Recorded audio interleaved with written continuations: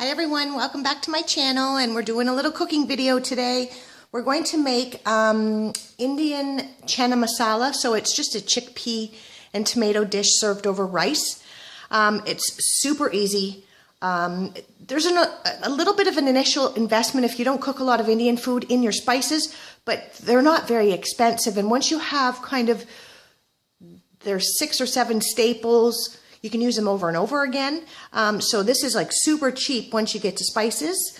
It is a 28 ounce can of chickpeas, 28 ounce can of diced tomatoes. I use brown rice. The recipe calls for white rice, but I prefer brown rice, and I've got it steaming away in my steamer. You can use olive oil or coconut oil. I don't like to use coconut oil unless I'm cooking something with coconut milk in it. In my mind, I can taste it. I don't know that I really can, but I just think I can. A chopped medium onion. It calls for a clove of minced garlic, but I just use that stuff from the Dollar Tree. It also calls for fresh peeled grated ginger. I don't have any at home, so I'm just going to cheat and use ground ginger. And then for serving, this is optional, cilantro if you've got it, and it says squeeze a real lemon. Well, I'm going to cheat and use that because that's what I've got here, and I always have naan in my freezer, so I'll just take one of those out. And this recipe, I don't know if I said this or not, I cook a lot from the Oh She Glows cookbook. It's a vegan cookbook, and it's by Angela Liddon. I will put the name of the cookbook and her name down in the description box, as well as the recipe. If you're trying to get your family to eat more plant-based and get a lot of the animal protein out of their diets, but they're resisting a little bit, this is a good one because it's got a lot of flavor and there's a lot of protein with the chickpeas. So you may be able to just slide this in and get them to eat a little bit more plant-based, like 1 meal a week or something, or once every 2 weeks, just because it is so flavorful and it's super, super easy. So I'm going to take you over to the stove now and we'll get started. Okay guys, I'm back. So we're over here at the stove. I've got the pan on medium heat, just warming up before I put the oil in, because we're going to have to toast our cumin seeds. So I've put everything all together because it moves pretty quick once you start doing it. So I'll talk to you about the spices really fast. Sorry, I keep hitting I have a stool behind me. Let me move it out of the way. Okay, so you're going to need for the spices 1.5 teaspoons of cumin. So I've got that here. I'm reading it from the book, okay, because I can't remember it all. And then in this one, I've got 1.5 teaspoons of garam masala, 1.5 teaspoons ground coriander, 1/2 teaspoon ground turmeric, 3/4 teaspoon of fine grained sea salt, plus more if needed. I don't have that, so I have the big kosher salt that I use, so I only put 1/2 teaspoon of the kosher salt in, and it's fine. 1/4 teaspoon of cayenne pepper. Well, in my Indian spice dish, I've got Kashmiri chili powder that I use instead of cayenne. And then I added a teaspoon of ground ginger as well, because I don't have fresh grated ginger. If you have fresh grated ginger, it calls for 1 tablespoon. So we will get started. So you heat up your pan and then you add your olive oil. And then you have to add your cumin seeds once your oil, let me put it up just a bit more.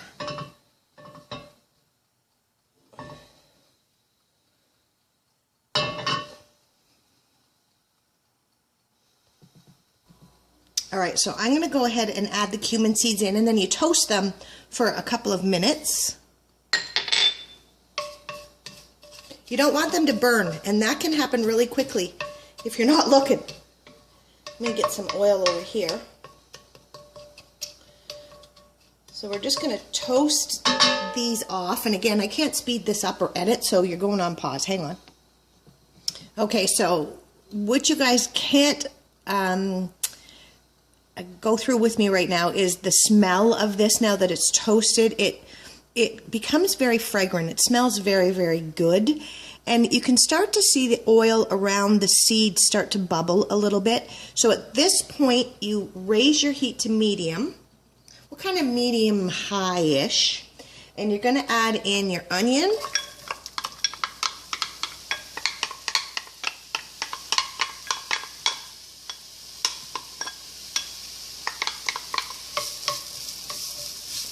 If you had the fresh grated ginger, it would go in at this point, and then your fresh garlic as well. And look at how bad I am. I am like this much. Can you see it? Garlic, in it goes. So you're just gonna spin that around a little bit until the onions get a little bit translucent.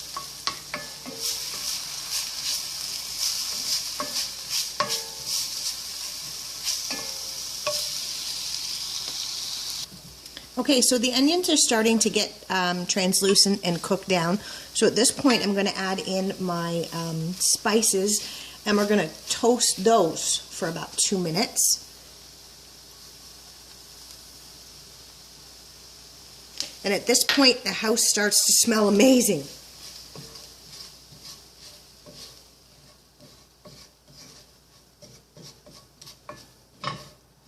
So you're just really trying to toast off the rawness of the flavor of the spices. You know when you cook things and they tell you when you add that flour in there to cook it for a minute just to get the flour, I don't know, the flouriness off? I don't know. Anyway, so you're trying to toast up these spices in your pan.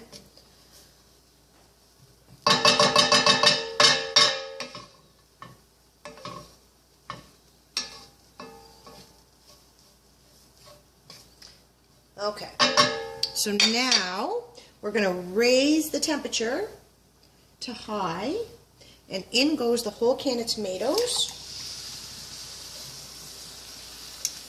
and in goes your drained and rinsed chickpeas. Now here's where I'm a terrible cook because I am so very messy. I get it everywhere, so just bear with me. You're going to see stuff fall down in there, and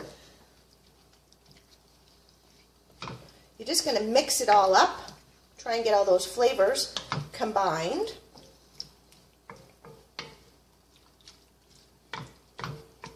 And then what happens is it's on high and it simmers for 10 minutes. You're going to bring it to the boil, and then you're going to let it simmer for 10 minutes.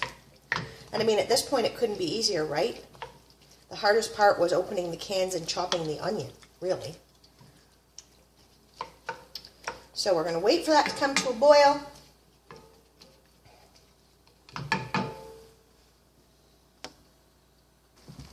All right, so it's starting to bubble and boil away here, so I'm going to reduce the heat just a bit. And then we'll wait for 10 minutes.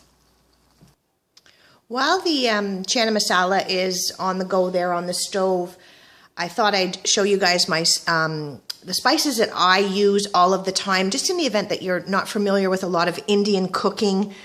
The staple ones that I use are cumin seeds and then ground cumin. This is the Kashmiri chili powder, but I just like the flavor of this one. I don't know why. This is ground coriander. This is garam masala, which I believe like the literal translation is just blend of spices. I believe. Don't quote me, but I think it is. And each region in India has their own version of what goes into the garam masala. So the south have a specific recipe, the north has a specific, the Punjabs have a specific, the Goans have a specific. So this is just one that I buy from Farm Boy. So that's as magical as that gets. The turmeric, and then this is just mustard seed. I like to toast this in oil and then use it like to cook up, I don't know, some fish or whatever, if I'm having fish that specific day. And this is just a little dish I got at an Indian food bazaar. It's called a masala daba. And a funny story, I had my mom running around London because I hadn't been able to find this here in Ottawa. And she was, we'd been home to see our family in Ireland, and then they were taking a week to go to London. I had to come back home to go to work. So I had my mom running around London to all these little Indian spice shops looking for a masala daba. Well, she kept calling it a Marcel Diablo because my mother's very meat and potatoes, and that's great. But the foods that I eat and stuff, she doesn't necessarily understand. And she said at one point I wanted to ask the taxi cab driver, because I knew he was Indian, where I could buy this thing. So anyway, she didn't have any luck. And finally I said to her, Mom, stop it, because I was dying. I wanted to go into those spice stores so badly. So anyway, I ended up finding it here in Ottawa. I just researched it a lot and then asked my one girlfriend who's from Pakistan, okay, I need this thing. She goes, well, go there. So I found it. So yeah, those are just the everyday ones that I use. I also use cardamom. So hang on a second. All right, so these are just green cardamom pods that I'll put in if I want to flavor some rice. And they just look like this. They're just like a little pod. I can't tell you what they smell like. Well, they smell like cardamom to me, but I'll put 5 or 6 of these in with some whole black peppercorns in my rice steamer to scent my rice, because I really like that. You throw them out. You don't eat these. You throw them out. The other thing, too, is if you're any kind of a coffee connoisseur, it's really nice if you've got really good Turkish coffee to put some ground cardamom in there, and it just makes it amazing. I am not a coffee snob by any stretch of the imagination. I use the great Canadian coffee from Loblaws, you know, the no-name faux Tim Hortons. That's what I use, but every now and then when I want a special treat, I have a spice grinder, you know, the coffee bean grinder. I have one specifically for spice, and I'll throw some of these in there, get some Turkish coffee, and just have a really nice treat. So that's really it for my Indian spices. They're just basic. You can get them down. Most grocery stores now have an international aisle, and you can find all of this there it's cheap. Yeah. So, okay, that's the little spice tutorial.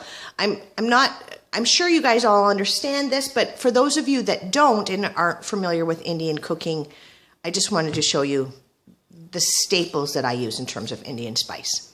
Okay, let's go check our chickpeas. All right, guys, so here we are. We're back.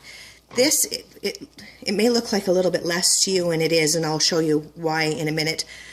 All you're really trying to do is, everything in here is cooked because you cooked a little bit of onion, but the chickpeas are cooked, the tomatoes are cooked, so all you're really trying to do is marry flavor.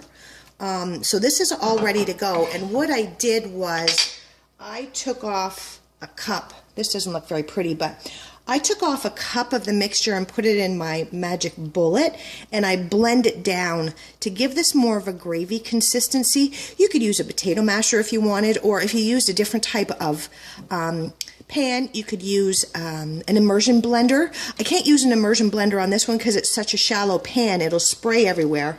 So I just pour it back inside, and it becomes a bit like a gravy, if you will. I don't want to leave any of that flavor goodness in the pan, in the container here. And then I'll just mix it in.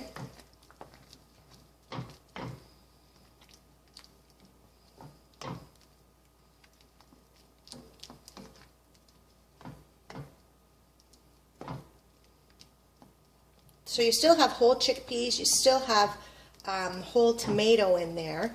And man, it smells so good in here. I wish you all could smell this. So, whoa, jeepers. I got it all over my sweater. Oh, it was bound to get somewhere. All right, so there you go. So now we're going to plate it. Okay, guys, so here is my steamed brown rice. I eat a lot of food in bowls, kind of like a Buddha bowl idea, just so that I can control portions and make myself feel like I'm getting a lot of food. So that's my rice, and then I just spoon the Chana Masala over top of this. Lots, because I love it. And then I have a little bit of cilantro that goes on. And then the really bad faux lemon juice I put in there. And that's it. There you go. Easy chana masala. I hope you enjoy it. Let me know in the comments down below if you've tried it. And yeah, I look forward to talking to you guys soon. Bye.